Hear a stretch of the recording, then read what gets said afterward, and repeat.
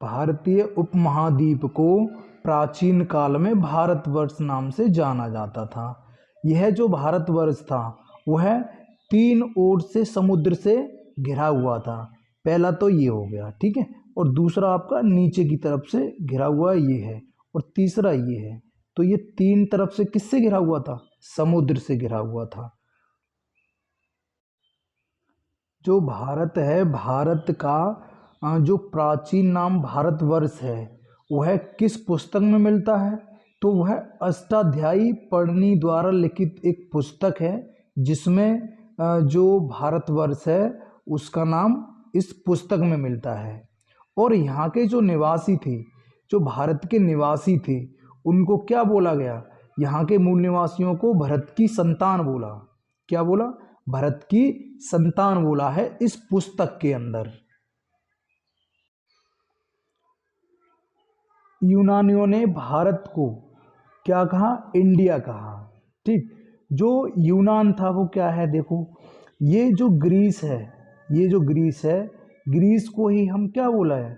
Greece को ही यूनान बोलते हैं। ठीक है, तो जो ये जो ग्रीस है या फिर इसे हम बोलते हैं ग्रीक, और ये जो है यूनान जो है अलग अलग द्वीप में बिखरा हुआ है।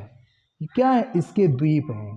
ठीक, अब बात की जाए इसके जो द्वीप हैं उन द्वीप के बारे में। देखो, ये क्रेते जो आपको दिख रहा है, यह क्रेते जो है यूनान का सबसे बड़ा द्वीप है। और भूमध्य सागर का, ये जो भूमध्य सागर है, इस भूमध्य सागर का 5वां सबसे बड़ा द्वीप है।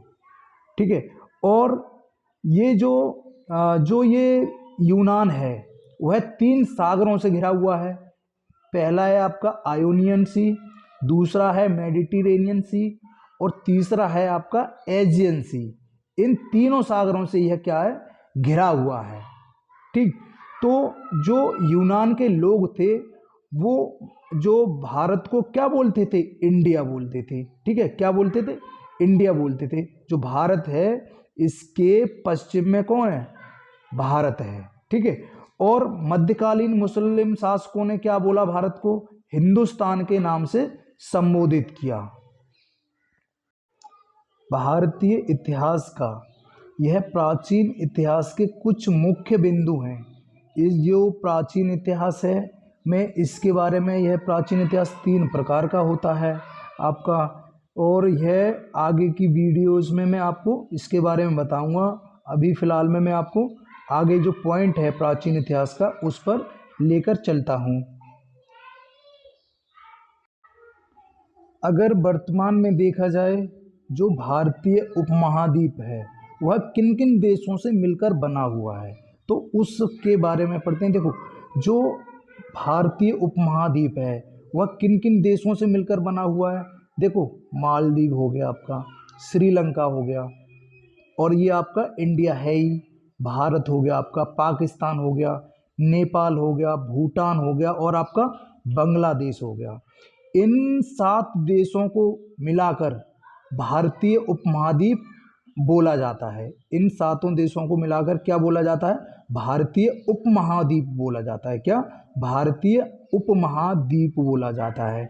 उम्मीद करता हूँ अगर वीडियो आपको पसंद आई है तो प्लीज़ मेरे इस चैनल को सब्सक्राइब करना और वीडियो को ज़्यादा से ज़्यादा लोगों के साथ शेयर करना ताकि यह जानकारी उन तक पहुँच सके। सो वीडियो देखने के लिए थैंक यू।